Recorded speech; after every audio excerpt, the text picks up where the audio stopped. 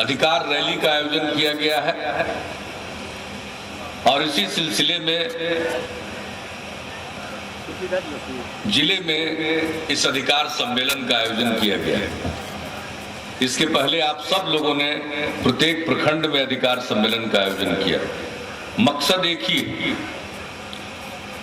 बिहार वासियों का जो वाजिब हक है वो मिलना चाहिए, हमारा जो अधिकार है वो हमें मिलना चाहिए और हम अपने हक को हासिल करेंगे, यह हमारा संकल्प है। उसी को प्रकट करने के लिए इस सम्मेलन का आयोजन है। बिहार को विशेष राज्य का दर्जा मिलना चाहिए, ये मांग हम लोग उठा रहे हैं 2006 से।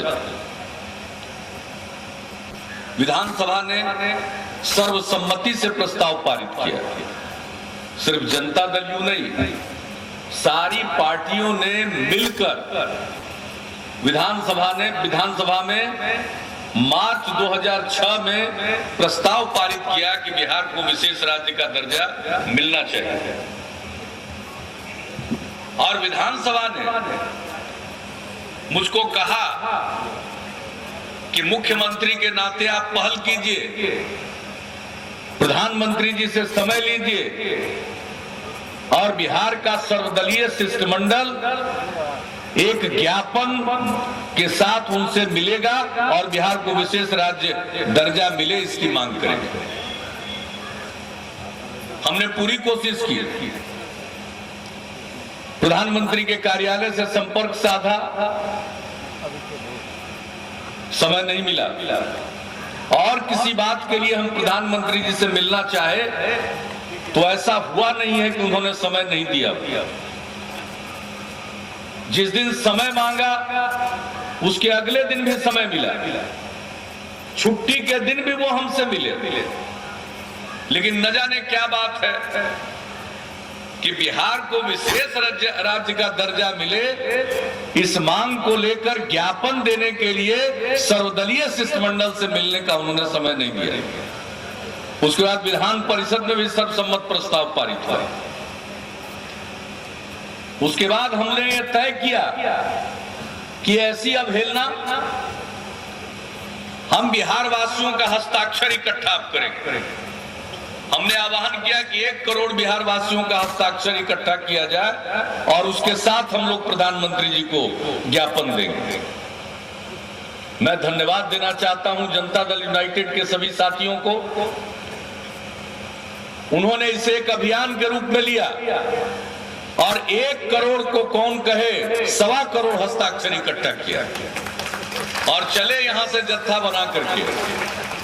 वहां हम लोगों ने यादव जी से अनुरोध किया, उस जत्था को उन्होंने दिल्ली में जत्था की अगवानी की, प्रधानमंत्री जी से बातचीत की, समय मांगा कि भाई आ रहा बिहार का जत्था, मिलने का समय दीजिए। 1.25 करोड़ हस्ताक्षर लेकर लोग आ रहे हैं। हमने तो सोच रखा था कि अगर इस बार उस समय नहीं दिए तो ये जो 1.25 करोड़ हस्ताक्षर है इसका जिल्द मढ़वा करके ट्रक में लाद करके अब पूरा बिहार हम लगातार घुमाते रहेंगे। ये देखिए बिहार के 1.25 करोड़ लोगों की इज्जत। लेकिन खैर शरद जी ने बातचीत की, समय दे दिया, बातचीत हो गई, प्रधानमंत्री जी को ज्ञापन मिल गया। उन्होंने कहा इस पर गौर करेंगे और एक कमेटी उन्होंने बना दी अधिकारियों की, अंतर मंत्रालयी समूह। उसमें वित्त मंत्रालय के एक सचिव थे और योजना आयोग की सचिव। इन लोगों ने जांच पड़ताल शुरू किया। हमारे जो आदरणीय शरद जी के नेतृत्व में जो डेलीगेशन गया था, जो मेमोरेंडम दिया, उसके सभी पहलू की जांच कर रहे थे। हमने बिहार सरकार की तरफ से मुख्य सचिव को कहा, उन्होंने वो जो कमेटी बनी थी उससे समय मांगा कि भाई बिहार को विशेष राज्य का दर्जा मिलना चाहिए।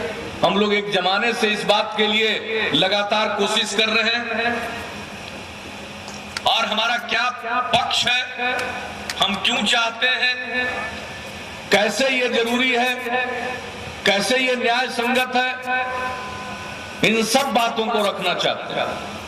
महीनों तक कमेटी ने समय नहीं दिया, अंत में समय दिया।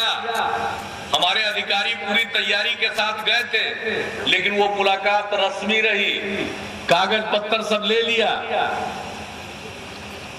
उसके बाद अगर उनको कुछ और जानकारी चाहिए थी तो दोबारा लेते, ऐसा कुछ नहीं किया। पता चला कि रिपोर्ट जमा हो गया। हम लोग परेशान कि अभी तो बिहार सरकार के अधिकारियों ने अपना पक्ष रखा, तो उसके 2-3 दिन के अंदर ही रिपोर्ट कैसे जमा हो गई? इसका मतलब हमारे पक्ष पर ठीक से विचार नहीं किया गया। पता ही नहीं चल रहा था कि इन लोगों ने क्या रिपोर्ट दिया। तो हम लोगों के पार्टी के एक सांसद हैं NK सिंह जी, उन्होंने सूचना के अधिकार में, कानून में योजना आयोग से रिपोर्ट की कॉपी मांगी, तब मिला। हम लोग उसको पढ़े, देखा कि इसने तो हमारे मांग को अमान्य कर दिया। ये स्वीकार किया कि बिहार में पिछड़ापन, लेकिन तकनीकी आधार पर उसको अमान्य कर दिया। कहा कि विशेष राज्य का जिसको दर्जा मिला हुआ वो सब पर्वतीय राज्य है, बिहार पर्वतीय राज्य नहीं है। अरे बिहार भले पर्वतीय राज्य ना हो, लेकिन महापर्वत हिमालय से निकलने वाली जो नदियां हैं वो हर साल उत्तर बिहार में तबाही मचाती है।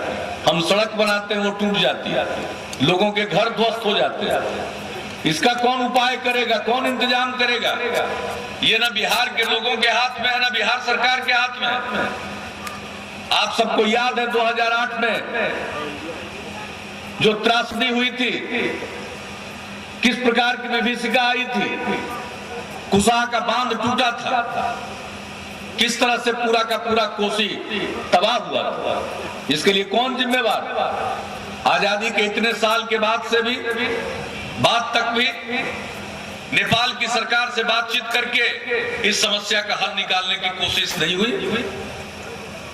ये भारत सरकार का काम है।